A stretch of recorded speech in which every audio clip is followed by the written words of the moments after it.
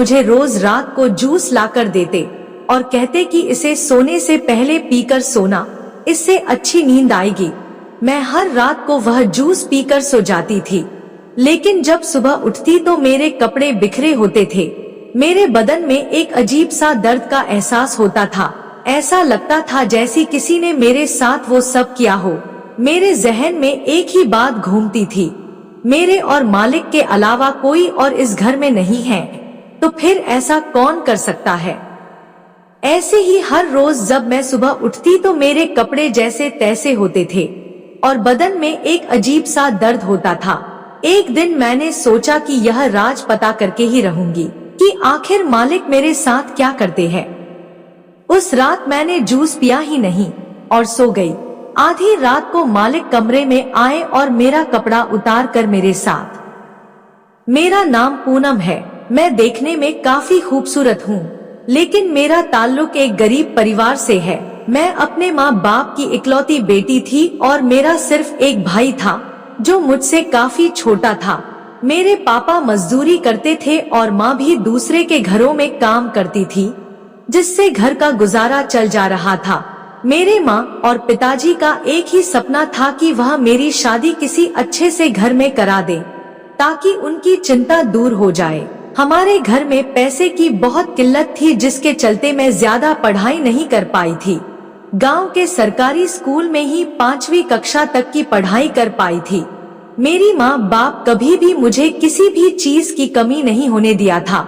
धीरे धीरे समय गुजरता गया और मैं 17 साल की हो गई। मेरा बदन एकदम से भरा भरा सा लगने लगा था और गोराई भी बखूबी थी, इसलिए देखने में पहले के मुताबिक अब ज्यादा सुंदर लगने लगी थी। एक दिन अचानक मेरे पिताजी की तबीयत बिगड़ गई। हम सब उनको डॉक्टर के पास लेकर गए, लेकिन कोई फायदा नहीं हुआ, क्योंकि मेरे पिताजी उस वक्त अपना दम तोड़ चुके थे। हमारे घर में मातम छा गई थी। मेरी माँ का रो रो कर बुरा हाल हो गया था। मैं और मेरा छोटा भाई भी एकदम से टूट गए थे। मेरी माँ का ध्यान बार बार मेरे ही ऊपर जाता कि बेटी का किसी तरह घर बस जाता तो ठीक होता, लेकिन अब तो उसके पिता ही नहीं रहे, तो उसकी शादी कैसे हो पाएगी। थोड़े बहुत जो रिश्तेदार आए थे वो समझाए कि होनी को कौन टाल सकता है, सब ठीक हो जाएगा।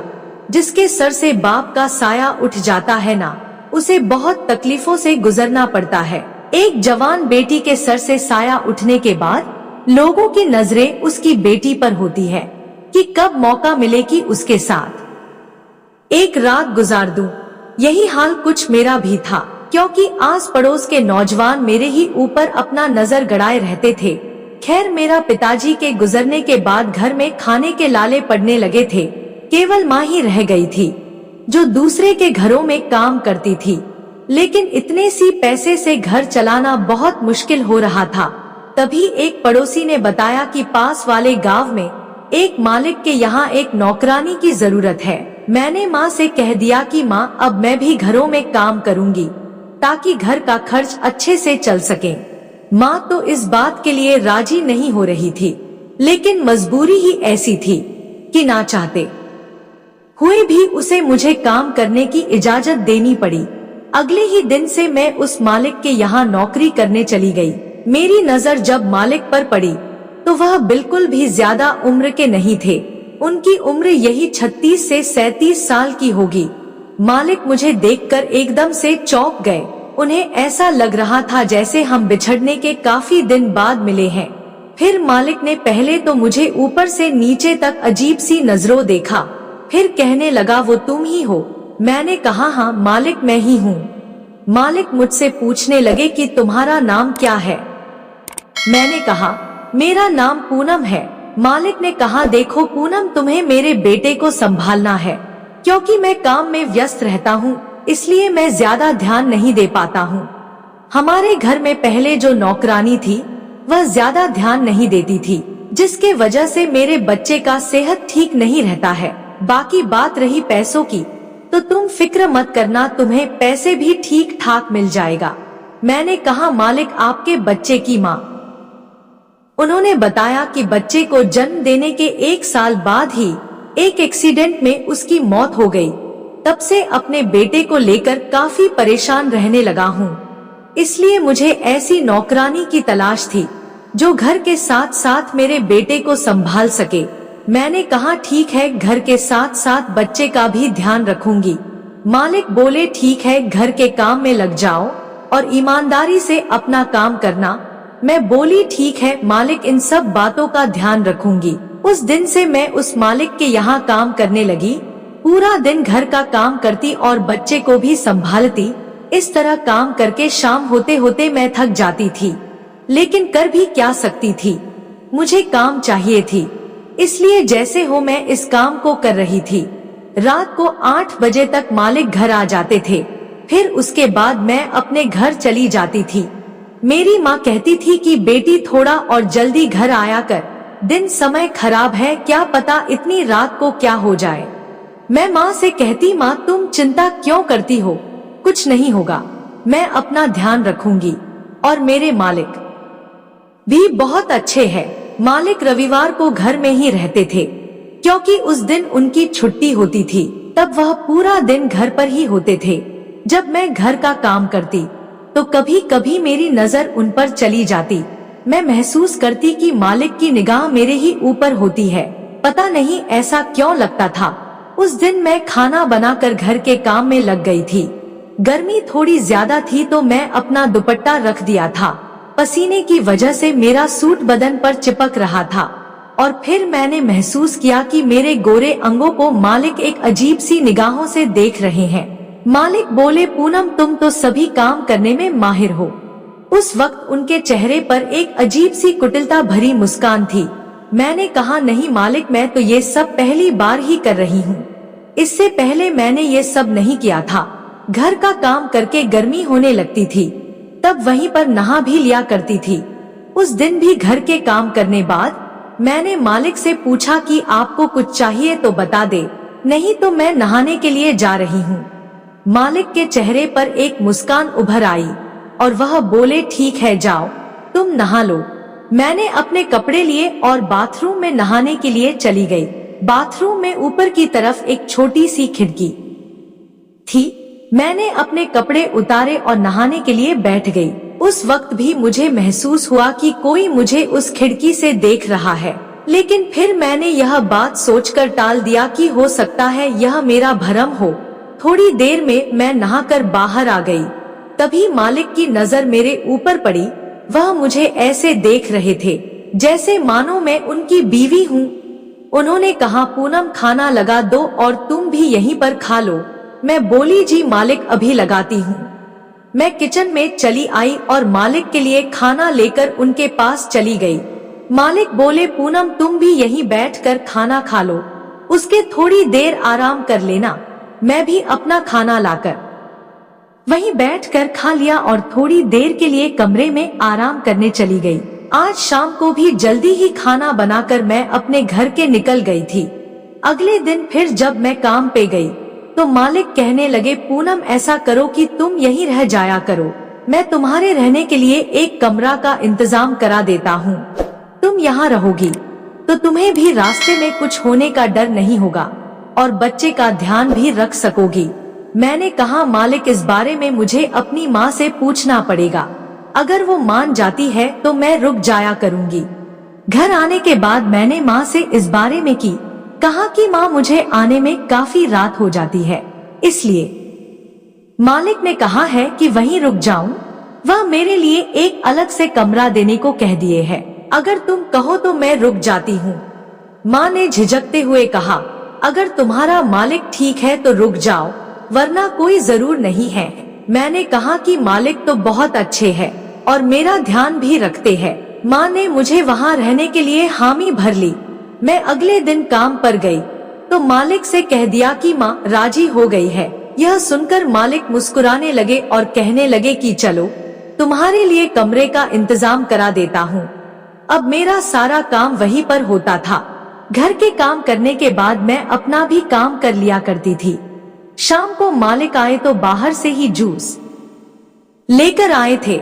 उन्होंने मुझे जूस का वो पार्सल थमा दिया और बोले पूनम तुम सोते वक्त इस जूस को पी लेना, इससे अच्छी नींद आएगी। मैं यह देखकर हैरान हो गई कि मालिक इतने मेहरबान क्यों हो रहे हैं। मैं तो एक मामूली सी नौकरानी हूँ। मैंने कहा, मालिक इसकी क्या जरूरत थी, मैं तो मामूली सी नौकरानी हूँ। मालिक ने कहा, तुम पूरे दिन काम करके थक जाती हो और मेरे बच्चे का भी काफी ध्यान रखती हो। मैंने जूस का पैकेट लिया और फिर उसे रखकर मालिक के लिए खाना लगाने किचन में चली गई। हम सब खाना खाकर अपने अपने कमरे में सोने के लिए चले गए। मैं अपने कमरे में गई और जूस पीकर सो गई।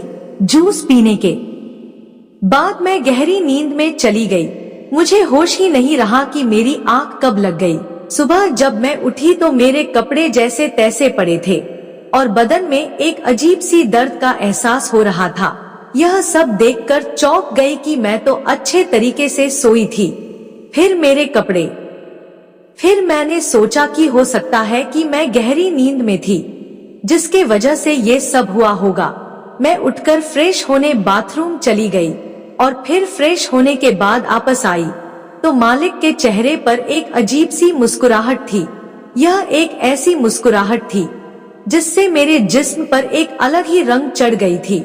मैं वहां से नजर हटाकर अपने काम पर लग गई, लेकिन मेरे जहन में बार बार यह सवाल उठ रहे थे कि मालिक का इस तरह मुस्कुराना मुझे तो वाकई में कभी कभी हैरान कर देती है। खैर, मैं अपने काम में लग गई और जब रात हुई तो फिर मालिक वह जूस मुझे लाकर दिया और कहा कि इसे सोने वक्त पी लेना।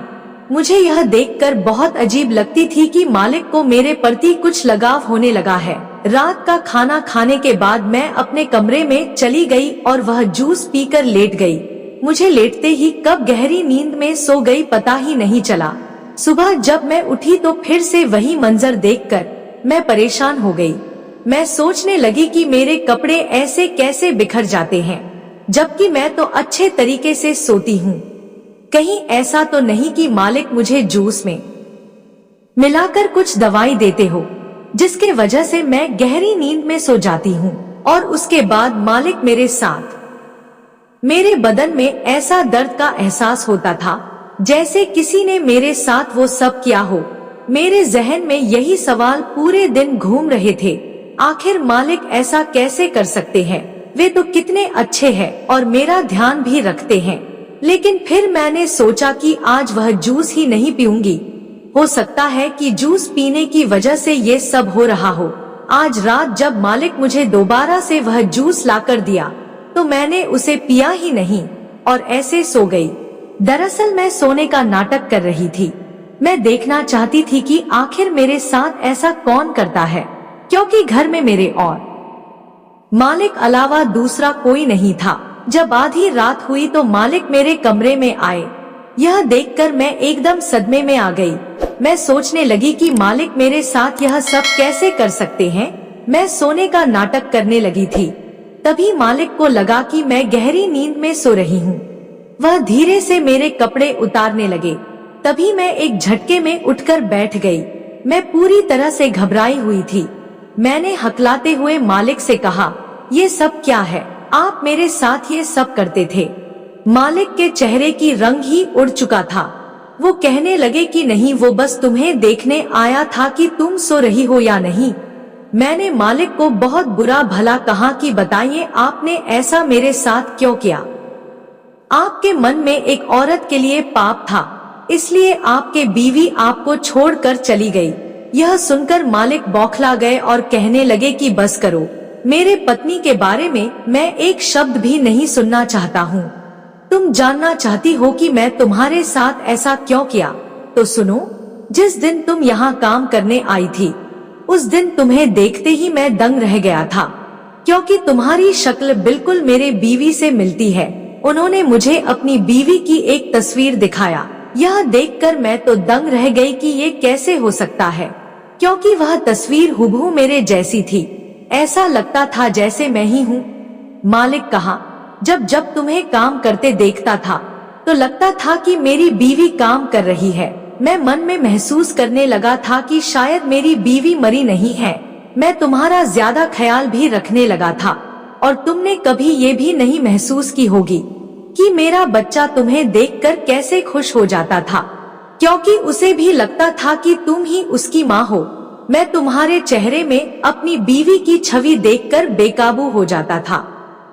मुझे तुमसे नजदीकियां बनाने का मन करता था, लेकिन मुझ में इतनी हिम्मत नहीं थी कि मैं तुमसे ये सब कह पाता। मैं तुम्हें अपने ही घर में रहने के लिए बुला लिया ताकि तुम मेरे पास रह सको।